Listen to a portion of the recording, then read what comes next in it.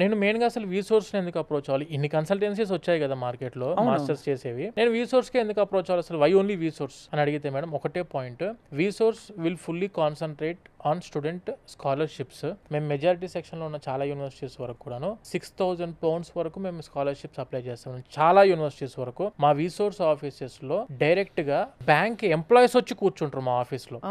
అంత ర్యాప్ ఉంది మీకు. వీసోర్స్ ఫిన్టెక్ మేము వచ్చేసరికి నేషనలైజ్డ్ బ్యాంక్స్ అండ్ ఎన్బిఎఫ్సిస్తో మేము టైఅప్ అయినాం మేడం. ఆ నేషనలైజ్డ్ బ్యాంక్స్ అండ్ ఎన్బిఎఫ్సిస్ యొక్క డైరెక్ట్ ఎడ్యుకేషన్ లోన్ డిపార్ట్మెంట్ ఇన్ఛార్జులు మా ఆఫీస్లో గ్రౌండ్ ఫ్లోర్లోనే అందుబాటులో ఉంటారు. ఎందుకంటే మాస్టర్స్ అనేసరికి ప్రతి ఒక్కరు టెన్షన్ పడేది ఎందులో అంటే ఫైనాన్షియల్స్. అంటే ఖర్చు నాకు ఎన్ని లక్షలు అవుతుందో, ఇప్పుడు మళ్ళీ అన్ని లక్షలు ఎక్కడి నుంచి తీసుకోవాలని ప్రతి పేరెంట్ వెళ్దామని ఇంట్రెస్ట్ ఉన్నా ఆగిపోయేది ఎక్కడంటే ఫైనాన్షియల్స్ దగ్గర.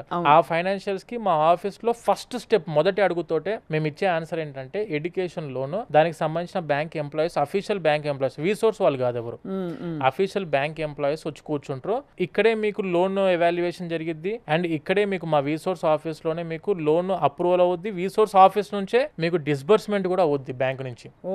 సో స్టూడెంట్ 10 బ్యాంకుల చుట్టూ 10 ప్లేసెస్ తిరిగి ఇబ్బందులు పడకుండా ఆ 10 బ్యాంకుల యొక్క ఎంప్లాయీస్ మా వీసోర్స్ ఆఫీస్ లో కూర్చుంటారు. కాబట్టి